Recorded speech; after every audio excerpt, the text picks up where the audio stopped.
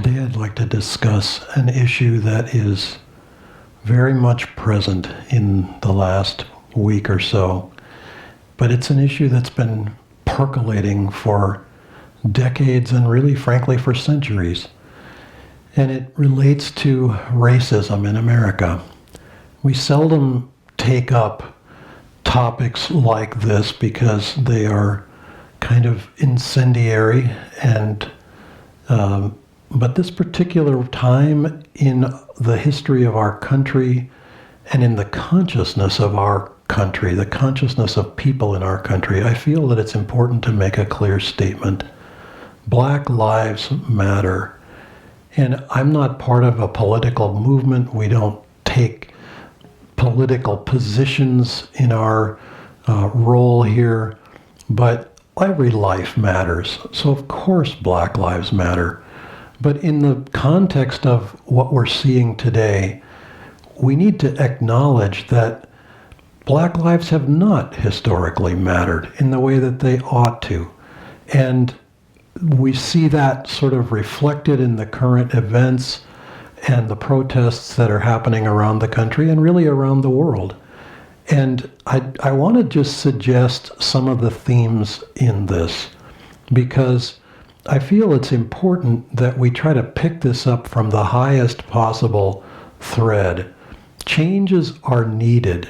We need to learn as a country, as a people, as individuals.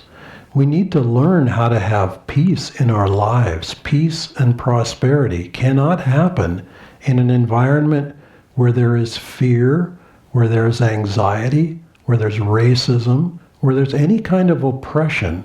We have to find that and develop that. And protests can bring this issue to the forefront, can put it on people's agenda. The change required is something that takes time. It can take a long time. Unfortunately, it has taken a really, really long time even to just get to this point, where the issue is finally on the table. The issue is sort of finally being presented. But I want to suggest that we pick it up from even a deeper level beyond, because the title of this is, What Do We Protest? And I'd like to suggest that what we really protest is ignorance, which is what is underneath racism, bigotry, bias, of any kind. All of those stripes that get protested at different times and for different reasons, all of it comes back down to ignorance. When I was a kid, my family and my church did an experiment. The church was the one doing the experiment, but my family took part in it, and so we were part of it. And we lived in the suburbs of Chicago, and our church did a partnership program with a church in the inner city of Chicago. And we would spend time with kids in that neighborhood, African American kids growing up in that neighborhood, which was very poor and very disadvantaged in many ways. And they would come and spend time with us. And how successful was it in the grand scheme? I don't really know. I made friends. There was a boy that came and spent nights with us sometimes, and I would spend time down there. I don't recall ever spending the night. I think my parents didn't think it was safe or something. That was never articulated. But and then there was my twin sister. There was a girl.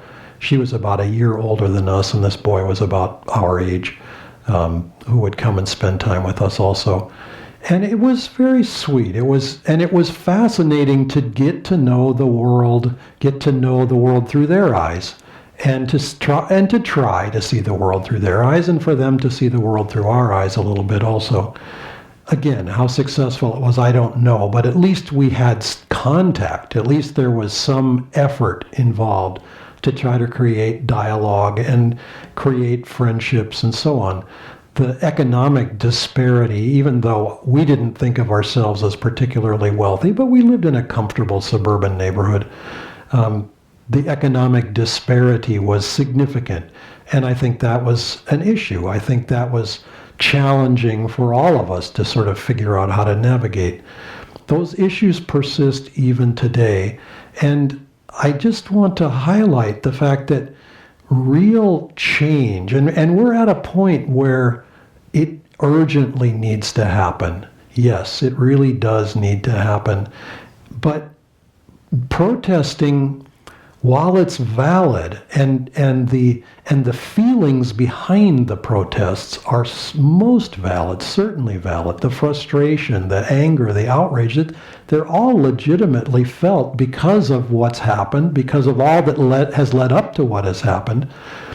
Where it gets sticky is that if it goes over the edge to the place where the protests become violent, and there's damage done or lives lost in the protests, then what happens is we have a kind of damage to the cause. We have a damage to the positive change that it's trying to result. And many of these things are not related to the protesters themselves. It's just other people who are sort of coming in opportunistically in the middle of the chaos. At least that's what seems to be the case. But what happens as a result of that is it looks like we as a country are self-harming, because the victims of that kind of violence are the very people that the protests are designed to support. We're protesting for the rights of people who are actually being injured by the damage to property, businesses getting destroyed, etc. All of us pay for that. You know, if you had a child, or if you had anyone really, who was in such difficult mental condition that they are self-damaging in one way or another, they're cutting themselves, they're drinking too much, taking too many drugs, whatever it may be, that act is a kind of call for help. Whether it's seen or not is a different question. It takes a very keen eye, and it takes real contact. If it's a parent and it's their child who's a teenager, say, they have to be very observant, because that kind of thing happens in the dark. That kind of damaging happens when someone is by themselves. And they'll cover, if they're cutting their arm, they'll cover that with a sleeve, and they won't take that sleeve off, and you won't see it. But the energy of it is there in their aura, and an observant parent will see that. Well, as a culture, as a country, we are self-damaging right now. And I don't just mean the protests. I mean the violence that the protests are protesting is another kind of self-damaging. I don't know who, a kid who does that, you take them to the doctor, you take them to the emergency room if needs be. You take them to an intervention program, whatever. Take them to the psychiatrist. Take them to the spiritual, insightful, wise person who can give sage advice. Who is the psychiatrist for a country, for a culture? Who is the psychiatrist that can deal with a nation that's struggling with this? I don't have a good answer to that. I think people have to look inside, and they have to see, what can I myself do to manifest peace?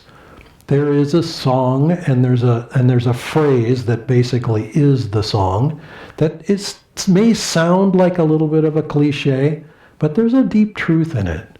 The words are, "Let there be peace on earth, and let it begin with me." And again, it's been sung in New Thought churches and movements, for some decades. I don't even know the origins of the song. But if we will look to find peace in ourselves first, then we can begin to manifest it outside. Whether your protest, if you should feel to protest anything at all, is an outward one or an inward one. I don't personally feel to take up a sandwich board and go marching. That isn't the kind of protest that resonates for me personally, but I honor those who do, as long as it's not violent.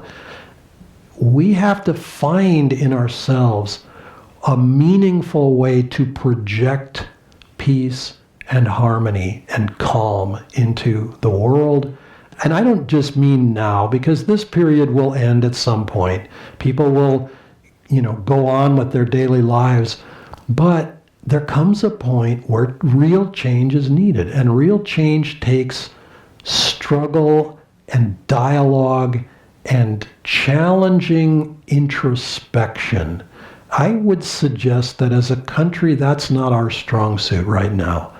And it needs to become our strong suit if this kind of change is going to take place. So let us look for that peace, cultivate that peace on the inside, and then learn to project it outwardly in our lives.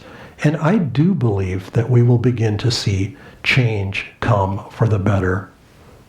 Namaste, which means my soul bows to your soul, honors your soul, and bows to your soul.